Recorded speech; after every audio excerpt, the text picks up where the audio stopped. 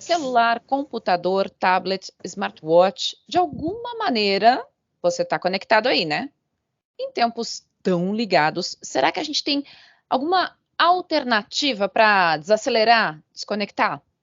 Humanamente, programa da Band News FM que é feito sempre em parceria com o Instituto de Psiquiatria do Hospital das Clínicas da USP, prometeu e hoje entrega, viu? Nós vamos falar sobre o detox das redes, alternativas de entretenimento para você que quer desligar um pouquinho. Para isso, nós contamos hoje com as mais analógicas análises do psiquiatra Daniel Barros. Oi, Daniel, essa eu te desafio hoje, hein? Pois é, eu tive a ideia e aí tive que fazer a entrega, né? A gente conversou aqui, mas é interessante ali, porque a gente sempre fala, olha, tem que sair das telas, não pode ficar em tela, não muito tempo, você tem que se conectar. E aí, muitas vezes, o ouvinte fala, pô, legal, entendi, como é que eu faço isso? Me dá um caminho, porque para onde eu olho tem tela, meu filho com tela, eu com tela, é fácil, né, assim, é mais tranquilo muitas vezes você deixar a criança na tela, você fica na tela, é confortável.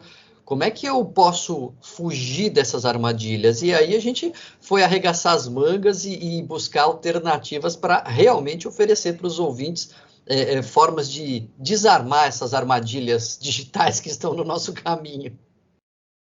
Deixar claro aqui, a gente não está demonizando as redes nem as telas, a gente sabe da necessidade delas e da utilidade delas, mas aqui hoje a proposta é de trazer realmente alternativas, momentos de desconexão que são importantes, momentos de conexão com a nossa vida analógica. Você lembra que ela já existiu e que ela existe e é importante? Então, eu acho que a gente pode começar, Daniel, falando sobre o real risco das telas. Que elas de fato trazem de ruim para o nosso dia a dia? Assim, a gente sempre fala disso e vale a pena voltar. Assim, por que a gente está fazendo um programa para sair das telas? Porque o consumo excessivo de telas é prejudicial. A gente não sabe nem a dimensão do problema ainda. A gente já tem visto estudos de associação com depressão, com sedentarismo, com déficit de atenção, com desconexão, com dificuldade de diálogo, enfim, tem um monte de coisa que está associada ao uso de telas. Muitas a gente não sabe o que é causa, o que é consequência. Será que a pessoa que fica mais em tela, ela fica mais deprimida ou a pessoa mais deprimida gasta mais tempo em tela? Muitos estudos ainda não conseguem desmembrar essa associação, mas alguns já mostram que sim, quando você estimula e deixa mais tempo as pessoas, as crianças, sobretudo os jovens, mas também os adultos em tela, você começa a ter mais efeitos negativos. E para além do risco de saúde, Ellen, eu acho que tem uma coisa que me incomoda muito, particularmente, que é a desconexão com o seu entorno. Que, sabe, é cada um na sua tela e você não está mais ligado no seu ambiente, nas pessoas à sua volta, quando você está ali. Não vejo problema, por exemplo, você vai lá e jogar videogame com seu filho, você está na tela, né? Mas você está, de repente, ali se conectando de alguma maneira, você está vendo ali uma rede social com a sua esposa, vocês estão comentando alguma coisa, ok. Mas cada um mergulhado ali no seu mundinho desconecta do entorno. Então, esse é um risco real que eu vejo também e que quando a gente se volta para o nosso mundo analógico, quando você desliga, quando cai a internet, quando acaba a bateria e você tem que olhar em volta e se virar com o mundo real, sempre é uma experiência positiva. Todo mundo passa por isso e fala assim, olha, e não é que foi legal sair das telas? Então, é isso que a gente quer estimular também. E aí, a gente se pega perguntando, e acho que a gente já teve aqui programas falando sobre isso, assim, brincar é de fato uma coisa importante? Por que brincar é importante? E brincar nesse mundo analógico? Eu vou citar uma experiência, eu não lembro se eu já citei aqui no Humanamente, mas ela é fascinante, assim, de uma experiência antiga, dos anos 70, ali do século XX, em que o pesquisador deixava os macaquinhos, assim, recém-nascidos, isolados da mãe, para fazer lá uns testes e tal, e obviamente esses macacos ficavam super estressados, e quanto mais tempo eles ficavam, mais difícil depois era reintegrar os macacos no bando. Eles ficavam ali com comportamentos antissociais, de fato. E como que foi a saída? Qual foi o único caminho que o pesquisador encontrou? Ele colocava esses macacos já mais velhos, ali com 3 meses, 4 meses isolados do bando, ali meio ano isolado do bando, com macaquinhos menores, de 1, 2 meses, e os macaquinhos menores começavam a brincar com esses macaquinhos antissociais, e através da brincadeira, esses macacos eles iam desenvolvendo habilidades e iam sendo reintegrados para o bando. Então, a brincadeira, ela é um ensaio, ela é uma prática, ela é um treinamento de habilidades reais, do mundo real, que a gente faz num contexto lúdico, num contexto divertido, que alivia o estresse. A brincadeira, ela é a antítese do estresse. Tá? Quando você está estressado, você não consegue brincar. Quando você está brincando, você não está estressado. Então, ela é uma maneira de a gente se realmente integrar, se conectar com as pessoas e baixar o nosso estresse, além de tudo, praticando habilidades que a gente precisa de verdade, né, no mundo real, naquele contexto lúdico. Todo animal, você vê ali, brincando de lutinha, brincando de pular, brincando de pegar, ele está ensaiando, ele está treinando, e isso é muito importante para o desenvolvimento das nossas habilidades. É isso que faz o brincar divertido? É o fato dele ser o oposto do estresse ou não? Exatamente. A brincadeira, ela é um momento que foi sendo desenvolvido na natureza, não foi uma coisa invenção dos humanos, não, em que você sinaliza para o outro que está tudo bem, que a gente está só se divertindo, que não tem estresse aqui neste momento. Então, por que é isso importante? Porque o animal está brincando de luta, porque ele precisa desenvolver sua habilidade de luta, e se ele machuca o outro, se ele erra a mão ali, aquilo não vira uma guerra, porque ele fala, não, puxa, a gente está brincando aqui. Então, foi desenvolvido na natureza essa sensação de que não estamos estressados, está tudo bem. Por isso, o brincar é tão importante. Agora, tem uma outra coisa que as pessoas também curtem bastante, jogar. Jogar é uma coisa importante. O jogar, ele ajuda a treinar algum tipo de habilidade? O que o jogar pode entrar aqui nessa história? Então, tudo isso, né, toda essa introdução de falar das telas, de a gente precisar se desconectar das telas e falar de brincar, era para chegar no tema que a gente quer usar aqui como um antídoto para as telas, que são os jogos, de fato, né? O jogo, quando a gente fala em jogo, a pessoa às vezes já pensa numa caixa de papelão e ali um jogo ali dentro. Antes disso, jogar faz parte da nossa natureza, né? É você ter ali um momento que é combinado, que é de brincadeira, né? Então jogar é uma forma de brincar, que tem algumas regras específicas, alguns objetivos específicos, e que também treinam habilidades. Vai ter o jogo de raciocínio, vai ter o jogo de memória, vai ter o jogo de pegar, vai ter o jogo de esconder, vai ter o jogo... Enfim, tem uma regra combinada que todo mundo adere, que já dá um passo de conexão, porque está todo mundo ali conectado naquela regra. Você coloca habilidades mais até, às vezes, sofisticadas em marcha, e como eles têm esse poder de nos engajar, porque o jogo tem objetivos que você vai alcançando, e o cérebro é muito sensível a essas recompensas, o jogo ele é muito engajador, assim, ele capta muito a nossa atenção. Então, ele é um antídoto perfeito para a gente sair das telas. Ele é o segredo do detox digital que a gente está propondo hoje. Tá, tudo bem. Eu tô pegando aqui o fio da meada com você. Tô entendendo que a gente vai entrar na questão do jogo como um segredo de detox digital. Mas, por exemplo, eu tenho uma filha de 4 anos de idade, né? Dá para fazer uma alternativa de brincadeira com uma criança pequena? Quer dizer, a gente tem o que fazer de jogo, né, de proposta para crianças que são pequenas? Esse é um desafio, né? Porque quando a gente fala em jogo, ali tem as regrinhas e tem que fazer, e tem que seguir, tem que se concentrar. Com a criança pequena, muitas vezes é difícil. Então, com crianças pequenas, são jogos, às vezes, mais simples. O Morto e Vivo, né? Que é um jogo clássico, assim, às vezes tem outros nomes por aí, mas é o morto você abaixa, vivo você levanta e tal, né? Morto, vivo e tal. E aí você faz o morto-vivo ao contrário, você fala morto tem que levantar e vivo tem que abaixar. É uma brincadeira que é um jogo, porque tem uma regra, tem o vencedor, tem o perdedor, tem objetivos. Então, brincadeiras mais físicas, de regras mais simples, são bem-vindas. Mas tem um joguinho que está no mercado, é um joguinho baratinho, que se chama Brincar Mais Juntos. Eu vou começar a dar dicas aqui, então, dicas reais aqui para os ouvintes. Vou anotar, hein? Vou começar a anotar aqui. Vamos lá, Brincar Mais Juntos. Brincar Mais Juntos é da editora Devir, e ele é um jogo de cartas, que na verdade cada um pega uma carta e a carta fala o que tem que fazer ali. Ah, dá um abraço no outro, ou pula num pé só, enfim... No fundo, são brincadeiras, mas já introduz para a criança essa ideia de tirar uma carta, de ler o que é, de seguir aquela regra, a vez do um, a vez do outro. Então, a estrutura do jogo já vai sendo introduzida para a criança e traz uma conexão muito grande, que está lá pai, filho, mãe, tio, e aí um tem que pular no pé só, outro tem que fechar o olho, outro tem que abraçar e tal, e aí todo mundo dá risada, e isso gera um tempo de qualidade, de conexão que é único. Agora existem jogos também que eles conseguem treinar algumas habilidades da gente, né? Concentração, planejamento. Que tipo de jogo a gente pode pensar nesse sentido? Sabe que essa foi uma ficha que me caiu, velho. Eu gosto muito dos jogos modernos, né? Quando a gente fala em jogo, muitas vezes a nossa referência são jogos antigos, né? Os jogos dos anos 70, lá, War, né? Enfim, ainda existe, mas são os jogos que dominaram o mercado nos anos 70, anos 80, ou até mais antigos, tipo baralho, xadrez.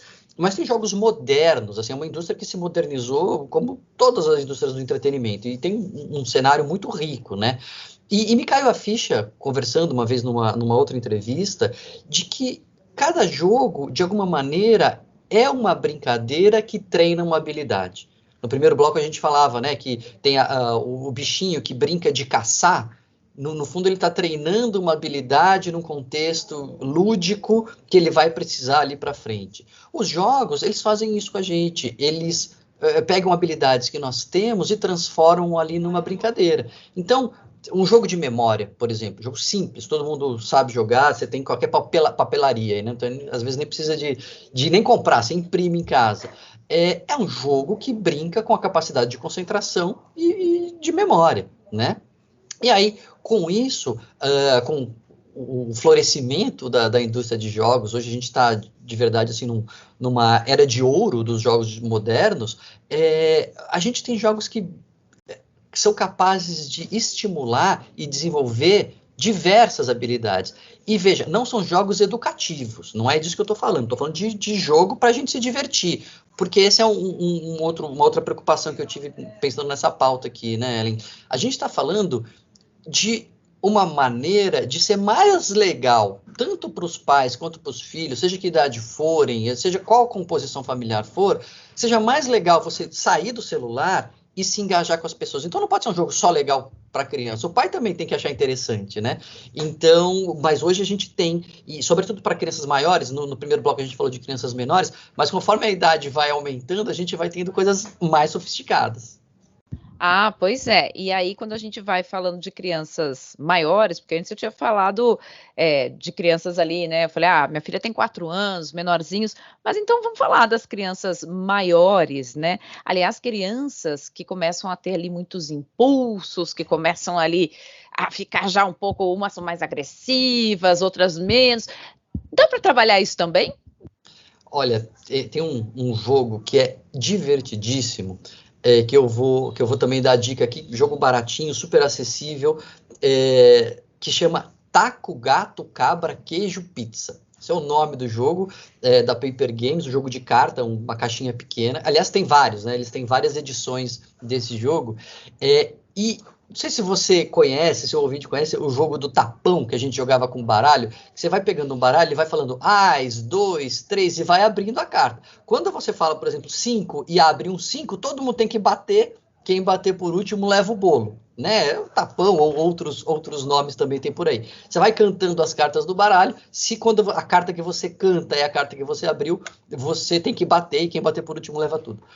Nesse jogo, você tem cartas que são um taco, mexicano ali, uma comida, um gato, cabra, queijo, a pizza. E você vai falando nesse ritmo, taco, gato, cabra, queijo, pizza, e vai abrindo a carta. Se sai essa carta, você tem que bater. Quem bate por último leva o bolo.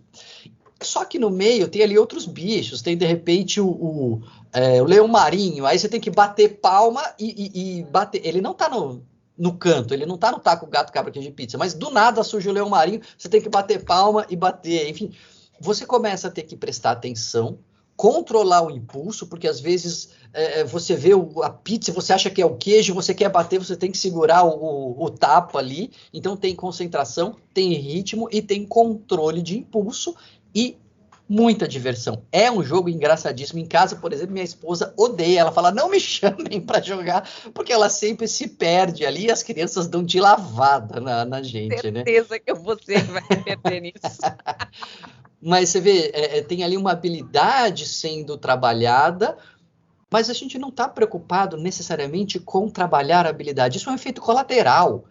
A gente está preocupado em se divertir, se engajar, ter um tempo legal, sair da tela, se conectar e, de quebra, a gente está desenvolvendo habilidades. Gostei dessa dica, embora você que nem a sua esposa, aquela que vai perder esse jogo, já vi. E tem uma edição recente que é ao contrário, aí de repente aparece um bichinho de costas, aparece o taco ou o gato de costas, você tem que bater com o verso da mão, se você bate com a mão normal, você perde, enfim, super interessante. Agora, Daniel, vamos crescendo aqui junto com as nossas crianças, com os nossos filhos, porque, bom, conforme eles vão crescendo, também vão crescendo os desafios e imagino que os gostos para os jogos, né? Porque a gente vai vendo jogos diferentes, vão surgindo jogos diferentes. Quando a gente tem filhos pré-adolescentes, adolescentes, tem jogos que propõem coisas diferentes para essa fase da vida aí? Olha, a gente pensou essa estrutura aqui por idade, né? Porque não adianta também você dar um jogo complexo para uma criança pequena, fica chato, acabou a brincadeira. E não adianta você também dar um jogo muito simples, muitas vezes para um adolescente, que ele perde o interesse logo. Então a gente está tentando fazer esse mix aqui até por faixa etária. Mas quando a gente está falando já de pré-adolescente e adolescente, tem um jogo que é o ponto de virada dessa indústria de jogos modernos, é um dos jogos mais vendidos de todos os tempos, que se chama Catan. Eram os colonizadores de Catan, ou só Catan, enfim, tem várias edições, está disponível no Brasil também. E o Catan é o primeiro jogo moderno que fez sucesso, mas um sucesso estrondoso no mundo, e ele é um jogo de colonização, então cada um é uma tribo ali, que vai colonizar uma determinada área e você precisa de recursos. Você precisa ali de tijolo, você precisa de madeira, você precisa de lã. E cada rodada, esses recursos vão sendo produzidos, só que de uma maneira assimétrica. Às vezes eu tenho madeira e você tem lã, às vezes você tem tijolo e o seu esposo tem pedra, enfim.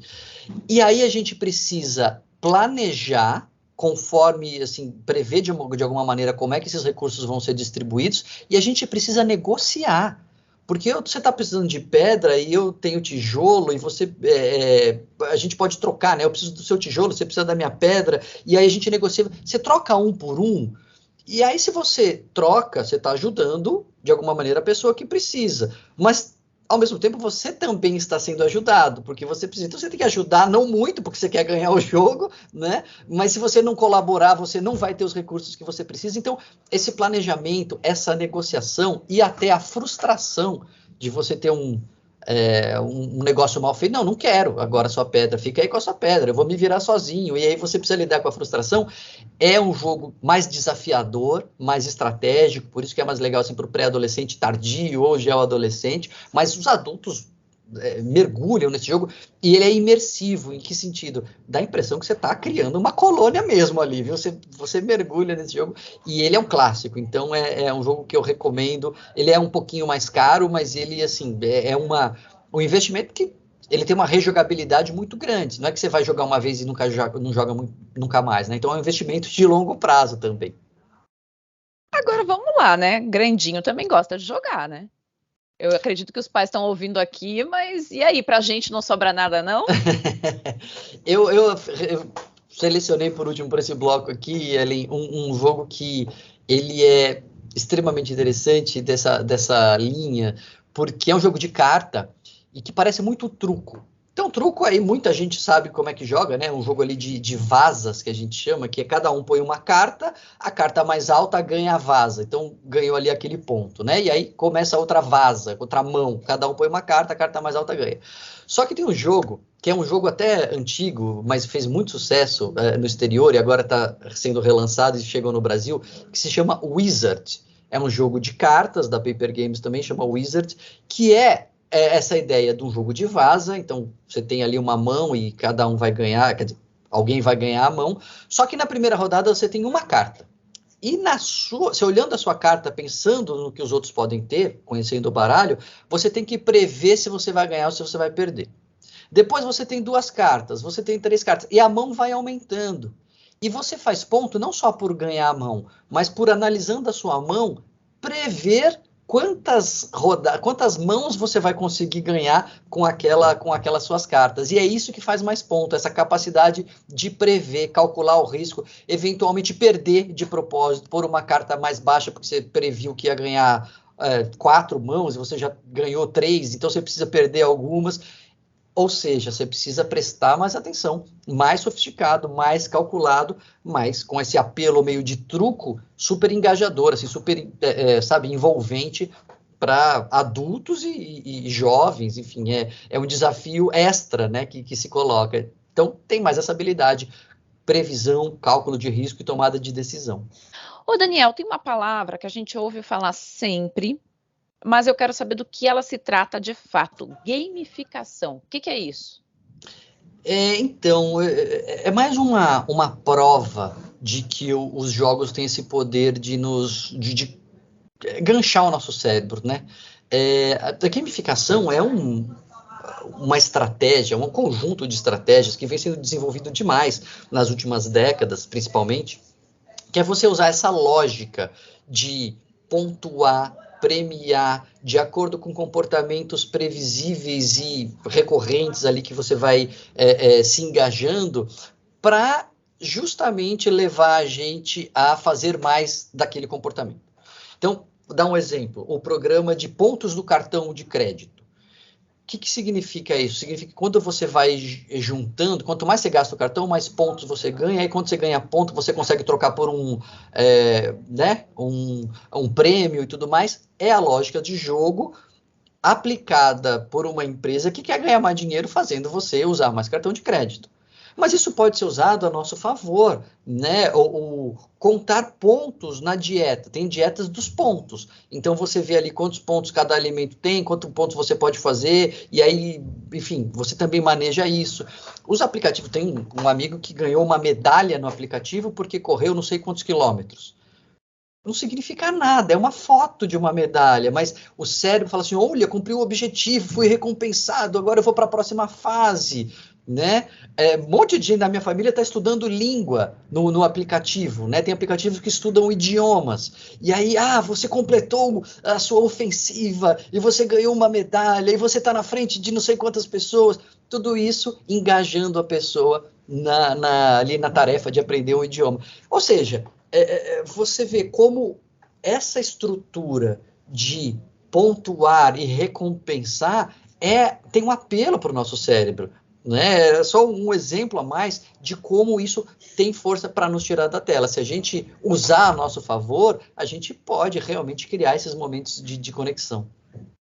Agora, existem dentro dessa nossa pauta, eu fiquei até com vergonha agora, porque eu me lembrei da felicidade que eu fico todo dia quando o aplicativo diz, parabéns, você caminhou o suficiente. Exato, é isso, gamificação, tá aqui o seu troféu, né? Tá todo mundo se identificando agora. Mas eu queria entender contigo, Daniel, o seguinte, se existem mecânicas diferentes dos jogos. A gente falou aqui de jogos para várias idades, mas entre os jogos, eles operam de maneira diferente? Por exemplo, um jogo que é mais cooperativo, que ajuda a ensinar mais na cooperação, existe isso? Existe, sim, e é uma coisa interessante também, porque a gente falou até aqui, né, nos 2 blocos, jogos por idade, né? Então tem jogos característicos ali para cada idade, faixa etária. Mas às vezes a pessoa fala, putz, mas eu não gosto de ficar batalhando aqui, competindo, por isso que eu não gosto de jogo. Hoje em dia já não vale mais essa desculpa, porque você tem mecânicas muito diferentes. Você tem esse tipo de jogos que são os jogos cooperativos.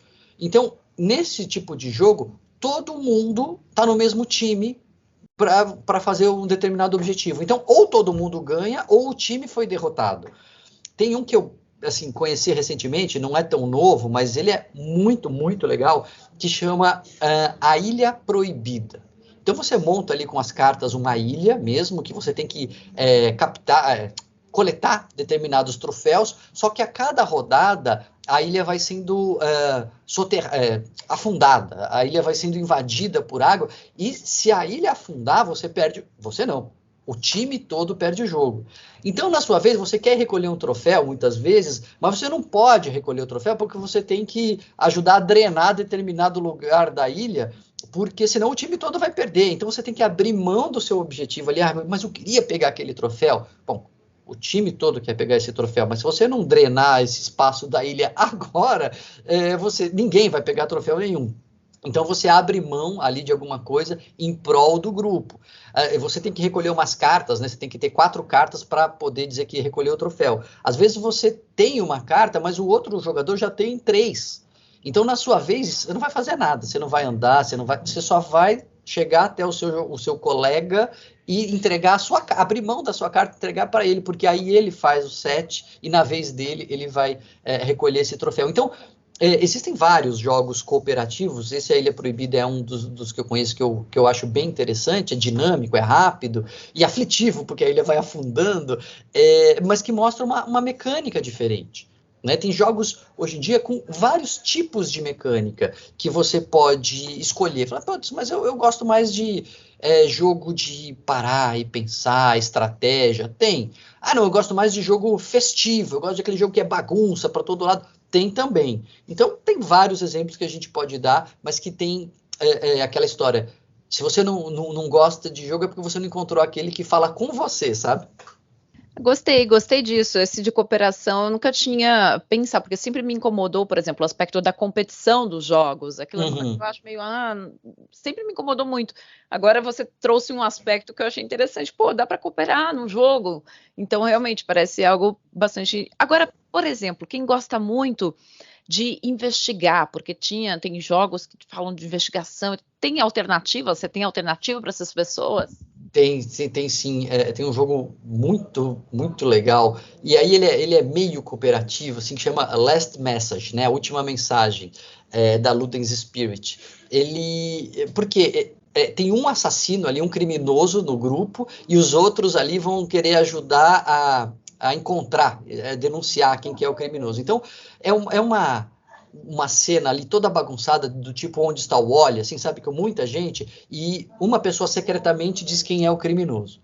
E as outras pessoas, elas vão ter que desenhar, ali, você mesmo desenhar, pistas para tentar indicar naquela bagunça ali do desenho onde que o que está o criminoso. Então, só que se a gente não é desenhista, né? Então aquele desenho todo bagunçado, um monte de gente e tal, você vai fazer um desenho com aquela nossa habilidade e aí ninguém entende nada, dá risada, e o assassino ainda pode apagar uns pedaços do desenho, conforme a rodada ele vai podendo apagar determinados pedaços do desenho, e aí ou você encontra e ganha o jogo e o criminoso perde, ou então se você encontra, o criminoso perde, só que se você não encontra, o criminoso ganha. Então é um jogo que ele é semi-cooperativo nesse sentido.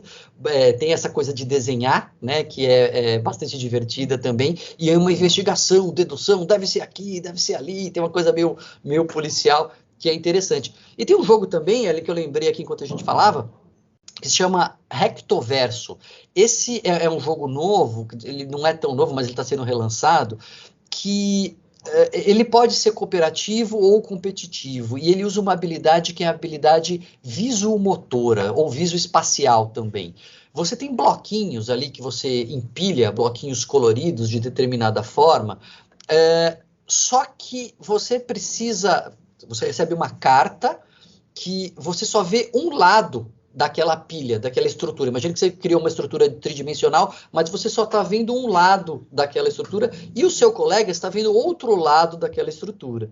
E aí vocês têm que ou competir para ver quem consegue, a partir da sua visão parcial, construir aquela estrutura, reconstruir, né, aquela estrutura, ou vocês vão trabalhar em cooperação para falar, não, peraí, o bloco roxo é embaixo, não, o amarelo está em cima, mas do meu ponto de vista não tem amarelo, não, então ele deve estar numa outra posição. Você pode usar esse jogo de uma maneira cooperativa, contra o relógio, tem um aplicativo que vai marcando o tempo, ou competitiva, quem consegue desvendar a estrutura mais rapidamente também. Então, você vê que o jogo pode ser até flexível, né, em termos de mecânica. Esse é o Rectoverso, que foi lançado pela Meeple BR aqui no Brasil. E acho que para a gente poder fechar por aqui, para quem gosta de lógica, aquelas pessoas que são mais, gostam de pensar numa coisa, raciocinar mais, tem alguma dica para esse pessoal aí? Eu vou dar duas dicas bem rápidas, são jogos de pura dedução. Parece jogo de lógica, assim, até aqueles enigmas que tem. Chama Em Busca do Planeta X. Então você tem que ali pegar um aplicativo e aí o jogador. Dá para jogar sozinho, inclusive.